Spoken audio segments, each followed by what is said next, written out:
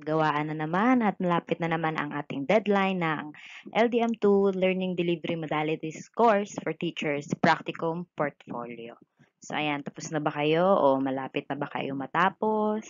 Ayan, kung hindi pa kayo tapos o hindi pa kayo nakakapagsimula ay hayaan niyong magsilbing gabay ang video tutorial na ito tungkol sa kung ano ba yung mga lalamanin ng ating LDM2 Practicum Portfolio. Okay, so simulan na natin. So una ay magkakaroon muna kayo ng inyong sariling cover page. Okay, so pwede nyong gawin ang inyong Practicum Portfolio sa Word, sa PowerPoint. Kayong bahala kasi PDF file naman yung ating isi-send. Okay? So sa akin, ito yung mga information na nakalagay sa aking cover page. Siyempre yung LDM2, yung Practicum Portfolio, may picture, pangalan, position, tapos yung logo ng aking school at DepEd.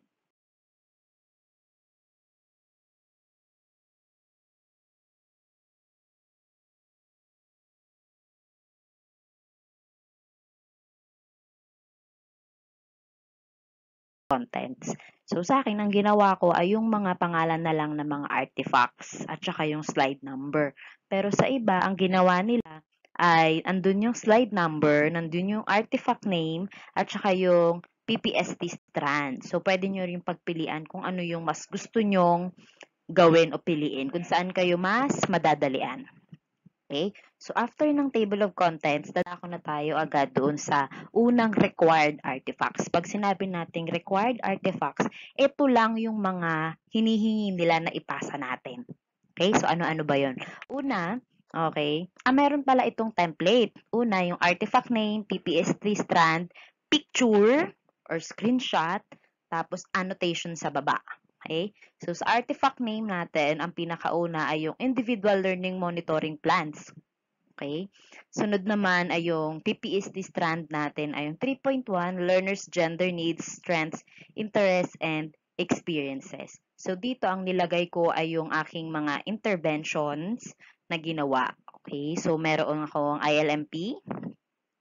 Pwede kayong maglagay dito ng 2 to 3 ILMP, yung mga interventions na ginawa nyo sa mga bata. So, ito yung example nung sa akin. Tapos, ang aking annotation dito ay, this student has got a good grades in first quarter. But due to her pregnancy, she cannot comply anymore and after giving birth and had some rest, she chatted me that she wants to comply and submit her missing outputs. So, I gave her this intervention so that she can comply as soon as possible and follow the current activities in second quarter. Communication is the key with the students and parents to help the learners. So, ayan. Dito pala, maingat tayo sa mga i-screenshot at ilalagay nating picture sa ating portfolio. Dapat takpan natin ang mga muka, ang pangalan, ang pirma, ang pirma, ayan. Okay? Dapat anonymous lahat ng students, parents. Okay? So, ayan nating unang ILMP. Next naman nating ILMP. Ito naman. Okay, so ang aking annotation dito ay, this student needed to work for his family and was suddenly distracted from his studies. So, I gave him a long time to submit in small modules and performance tasks to submit for him to comply. At the end of the quarter, he passed all the modules and performance tasks and passed the quarter in all his subjects. I always monitored him and asked about his accomplishments. So, ayan. And, meron pa akong nilagay na pangatlong ILMP. Sa ILMP na ilalagay nyo, pwedeng iba-ibang estudyante. Pwede rin na iisang estudyante. So, nakadepende sa inyo. Para, pag isa lang kasing estudyante, makikita yung progress ng bata. Pero sa akin ay iba-ibang mga estudyante. Yan. So, ito naman, since I noticed that most of the students are no longer able to cope and have lost interest in studying the pananaliksik subject, I created a quest game in which students can answer questions and study their lessons while playing. They can choose which character to play and which missions to complete first. I'm pleased that a student has mastered the lesson as a result of her game answers. So, ayan. So, after nyan, dadako na tayo sa artifact number 2. Ito yung lesson plans. Okay, sa lesson plans, pwedeng DLL, WHLP, ayan, yung ilagay natin. Okay, so, dito, sa 3.4, learners and difficult circumstances. So, ayan. So, dito ilalagay natin yung mga ginawa nating, tawag nito, ginawa natin sa mga students para matulungan natin sila at magkaroon sila ng progress sa kanilang pag-aaral. So, ayan. So, ako, nilagay ko dito yung, ito, yung yugto ng pagkatuto, yung naggagawa ako ng mga iba't ibang games, diba? Tapos, mayroon din akong picture ng aming online class as proof. Meron din ako dito sa Bluecat. Ayan, yung naglaro kami sa Bluecat. And meron din akong sample na chat ng estudyante. Ayan. So, ang aking annotation, to ensure that my students grasp and comprehend all of our lessons, I always incorporate game into my teaching process, as shown in the images above. I use game shows such as fact and bluff, a bluecat when we quiz, a quest game when we wanted to play while learning, and many other things.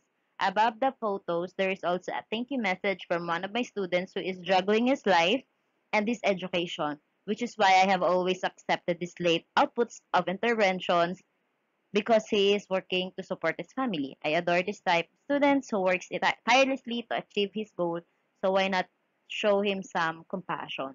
So sa annotation, kasi 'di ba sa una, ang sinabi sa amin ito na, ano yung ilalagay natin sa annotation? Ang hirap-hirap naman. Pero, ang ilalagay lang natin sa annotation, ikakwento lang natin kung ano yung mga pictures na nilagay natin. Sasabihin lang natin yung tungkol doon sa mga pictures na pinag insert natin sa ating practicum portfolio. So, ayan. So, next naman. So, dito sa lesson plan, 2 to 3 din. Pero ako dalawa lang ang nilagay ko. Ang sunod ay yung weekly home learning plan. So, ayan. Sa weekly home learning plan, meron akong pictures kung ano yung nakalagay dyan na ginawa ng mga bata, yung sagot ng bata, ayan, tsaka yung feedback. So, dito, ang annotation ko, one of the interventions I proposed and tried with my grade 11 students while teaching the pagbasa at pagsusuri ng iba't ibang teksto tungo sa pananaliksik is featured in this image. Because research has a negative connotation, I use this game to get them excited about learning about the Filipino research subject. I simplified all of the lessons and created an analogy so that they could understand pananaliksik and contextualize it so that they could relate. In my study, it was effective. It increased their scores when compared to when we did not use the quest game. It assists them in better understanding the concepts of writing a research paper in Filipino. They can also have discussions with their classmates when they are unsure what to do. So, ayan. So, next naman, ayan, dito naman sa 4.1 planning, PPST strand ay 4.1 planning and management of teaching and learning process. Lesson plan pa din ito. Okay, so dito 2 to 3 pa din yung kailangan nating ilagay na artifact.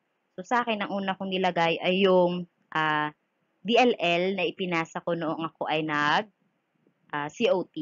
So yun yung nilagay ko. Okay. Okay, so dito, I always make certain, ang annotation ko, I always make certain that the learning process I design will allow my students to enjoy learning, especially when my subject is pananaliksik.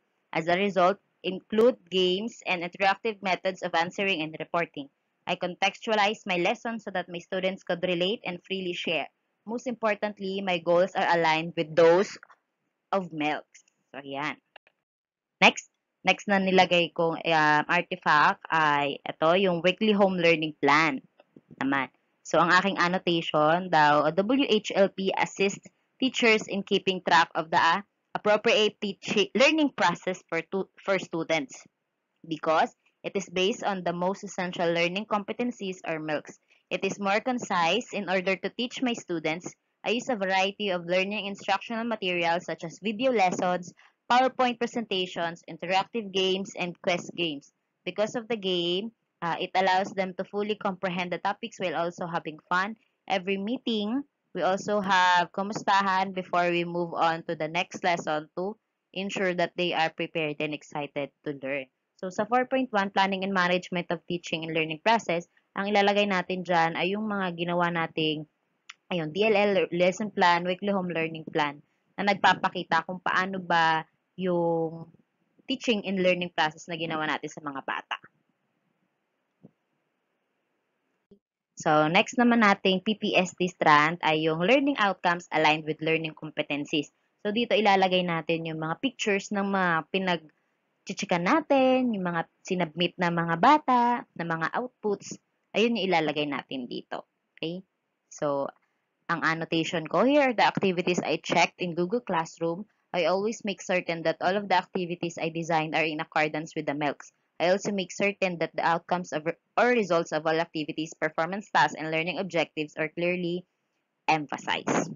So, another PPST strand, I'm lesson plan pa din. So, dito, design, selection, organization, and utilization or assessment strategy. So, dito naman, ang nilagay ko ay yung mga iba't ibang mga strategies na ginawa ko, 'di ba? Para ma-utilize ko yung klase ko. Halimbawa, meron kaming Facebook group, meron kaming Messenger group chats, ayan, meron kaming Google Classroom, 'di ba? Doon ko pinagpo-post yung mga activities, module, quizzes. Ayan. So, yun. Okay? So, ito naman ang aking annotation. Before the start of classes, I set up various messenger group chats for my advisory, different subjects, modular students, and parents, so that I can personally deliver the updates in modules to them. It is also beneficial to maintain open lines of communication with them. In organizing my assessment tools, I uploaded it to our Google Classroom in addition to sending the soft copy to our group chats and Facebook groups. I also use Google Forms to provide easy checking and feedback to online students. In designing and selection, to make the lessons more interactive, I use PowerPoint, Canva, and Google Slides with various add-ons. I only choose the tasks that will enhance and develop my learner's skills. Ayan. Okay? So, next naman natin na artifact number 3. Ito yung teacher-made modified learning resources. Ang ating PPST strand ay 4.5 Teaching and Learning Resources including ICT. So, dito naman, ang ilalagay nating mga pictures ay yung mga pictures na gumamit tayo ng ICT. PowerPoint, quizzes yung online game. Ayan, ano pa, Canva, ayan, ano pa, Blueket, 'di ba? Classcraft, kung gumagamit kayo ng Classcraft, yung mga video lessons sa YouTube, ayan. Yun yung mga ilalagay natin dito. Kung meron kayong mga sarili nyong video lessons, lagay nyo rin dito. Okay? So, annotation, I make sure to use different types of learning resources including ICT, such as PowerPoint and Canva presentations, and I also upload it to our Google Classroom afterwards, together with our recorded class discussions. I also use different game assessment and on our ongoing class, such as Blueket, quizzes, Mentimeter, Perdeck, Slido, and many more. I also propose this quest game using the app of Classcraft. It is a fun game like they are in the mission and in order to get to the other place or task, they need to finish it first.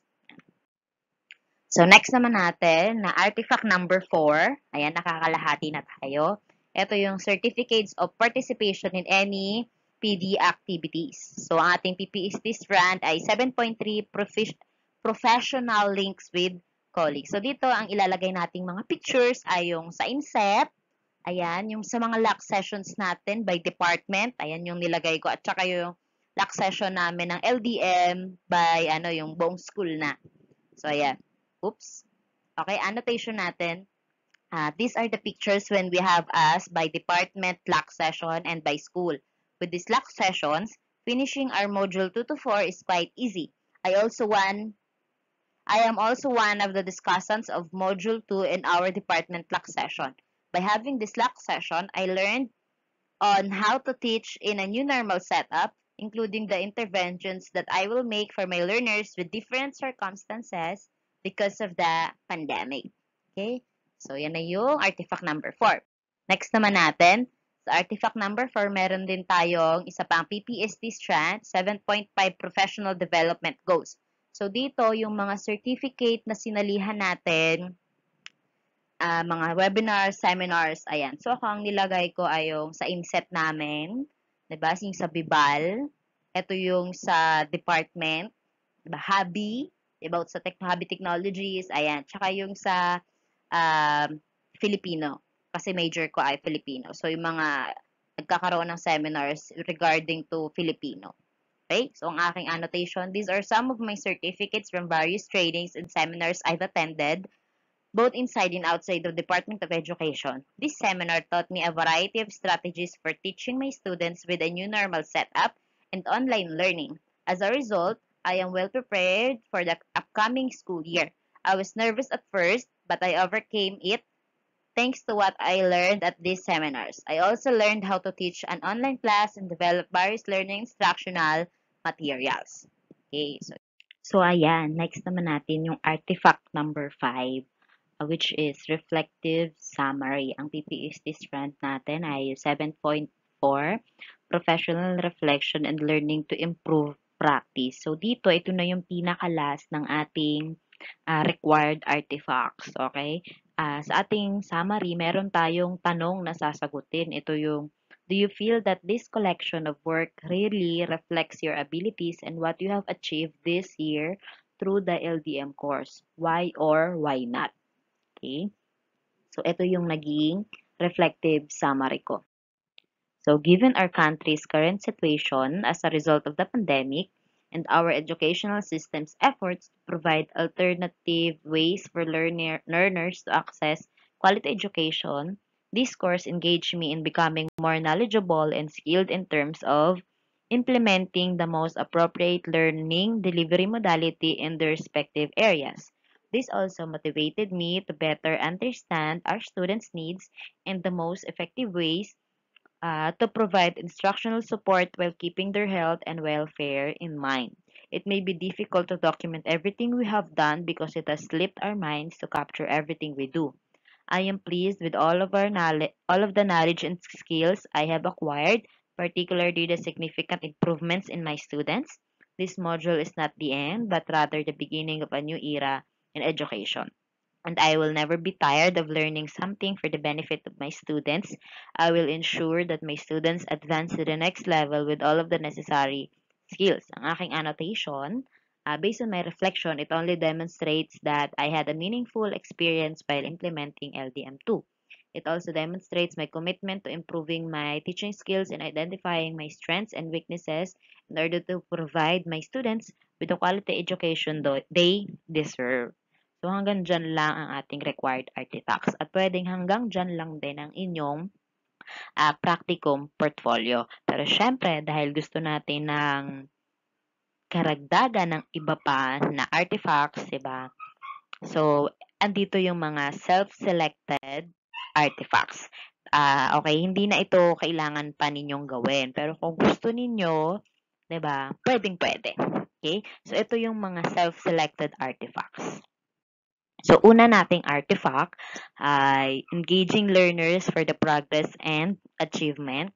Ang ating PPST strand ay 5.2, monitoring and evaluation of learner progress and achievement. Dito, pwede nyong ilagay yung mga ginawa ninyong strategies and methods para ma-monitor ninyo yung progress ng inyong mga estudyante. At ayan, pwedeng yung kausap nyo yung parents, yung screenshot na kausap nyo yung parents and students. Ayan, katulad sa akin, meron kaming kinukontak ko yung magulang through messenger video call. Ayan. Meron din akong ginawang monthly update sa attendance ng mga estudyante para ma-monitor din nila yung kung pumapasok ba talaga sa online class o hindi ang mga anak nila. Meron din ako sa klase ko na body system. Ayan. So, ayan, ang aking annotation I have done everything I believe I am capable of doing to monitor and evaluate my learners' progress and achievement. To keep track of my students, I send out regular attendance reports to their parents. I also keep them informed as soon as possible when their child has a failing subject and provide solution or interventions. I also personally chat with or call inactive students and parents to find out why. In addition, in our homeroom, I have established a buddy system so that each of my students has a partner to whom they can turn when they are absent or unsure what to do. We also have Google Meet sessions by group where we ask them about their problems and progress on their outputs. So, ayan, ang isa pa sa ating Artifact 6 ay with PPST strand 5.3 feedback to improve learning. So, dito ilalagay natin yung mga screenshots na nagbigay tayo ng feedback, positive or negative feedback sa ating mga students and parents. Halimbawa ay maganda yung gawa ng estudyante mo, nagbibigay ka ng praises, very good, mga ganyan. Kapag naman mayroon kang idadagdag na comments para mas mapaganda yung output ng bata, pwede din. Ganon din sa magulang. Kapag may chat kayo ng magulang tungkol sa progress or sa ginawa ng anak niya na maganda, ganyan, or kailangan pa ng improvement, may kulang, yun yung ilalagay natin dito. And take note, kailangan ay covered lahat ng names, pictures, ng parents and bata. So, ang aking annotation, when I check their work, I usually leave a private message in Google Classroom. If their work is excellent, I will praise them and give them good grades. But if there are any flaws, I will make comments to help them learn better. I'll point out their errors and what they will do to fix them. I am also strict about plagiarism, so if I catch them doing it, I personally message them through Messenger to ensure that they do not do it again. I also notify parents if I notice their child is inactive or distracted, which may be the cause of poor grades or failure to submit work. So, yeah. So, ayun, nasa ikapitong artifact na tayo. Malapit na tayong matapos. Konti na lang, mga teachers. So, ang ating artifact name ay Professional Engagement with Colleagues. Ang PPST strand ay 7.3, Professional Links with Colleagues. So, dito, ilalagay nyo yung mga screenshot ng inyong mga group chat, ng Facebook group, ng mga katrabaho mo ng inyong school, 'di ba, na makakatulong para mas mapabilis yung communication, information dissemination, kumustahan, 'di ba? So yan. Okay, nilagay ko din dito yung Google Meet kasi nagkakaroon din kami ng mga Google Meet sessions para magkumustahan or mag-updates, mga ganyan. So, ang aking annotation, with our current situation, having group chats in a Facebook group will allow us to stay in touch with our colleagues. Memorandum and other important information can be easily disseminated using group chats and Facebook groups. It also allows us to address issues and problems and brainstorm potential solutions, particularly if they are of concern to our students. Before we begin the meeting, we also have Kumustahan via GC or Google Meet. Ayan. So, next, ang ating, ito sa akin, ito na yung huli kong artifact. Okay, ito yung engaging stakeholders in the teaching learning process. Okay, so, ayan, ang PPST strand, 6.2, engagement of parents and the wider school community in the educative process. So, dito pwede nyo ilagay yung mga nag-home visit kayo, ganyan, mga PTA meeting, ayan, yung mga pagkuha ng modules, habang kumukuha ng modules, ayan, lagay nyo dyan lahat ng mga nagkaroon kayo ng engagement with the parents. Okay, and other wider school community. Okay, so ang aking annotation, every quarter, our grade level holds a parent-teacher meeting. It's a fantastic opportunity for us to share our students' accomplishments, growth, and progress in class. During the meeting, parents are free to share their experiences, ask questions, and provide feedback. This allows both parties to address the challenges encountered and find potential solutions to improve our students' academic progress. So, dyan. So, ang isa pa na self-selected artifacts ay ito.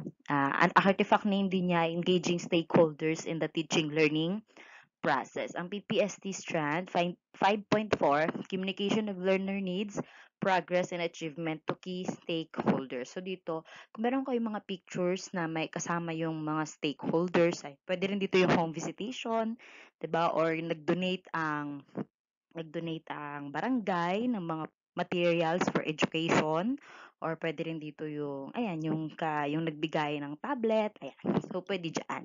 Okay? So ito yung example annotation ko lang. Okay? The Barangay Pag-asa captain donated a box of bond papers, folders, pencils, and coloring materials for the students to help us with our learning resources. Aside from that, the City Hall donated tablets with free loads to the students so that they would have a device for their online class. So, kung meron kayong picture taking with them, pwede nyo ilagay dyan. But, remember, kailangan takpan ang muka. Okay? So, dyan na nagtatapos ang ating discussion patungkol sa ating LDM2 practicum portfolio. Okay, so thank you and God bless. Kung meron kayong mga questions, suggestions, violent reactions, okay, you can comment down below. And don't forget to like and subscribe. Thank you.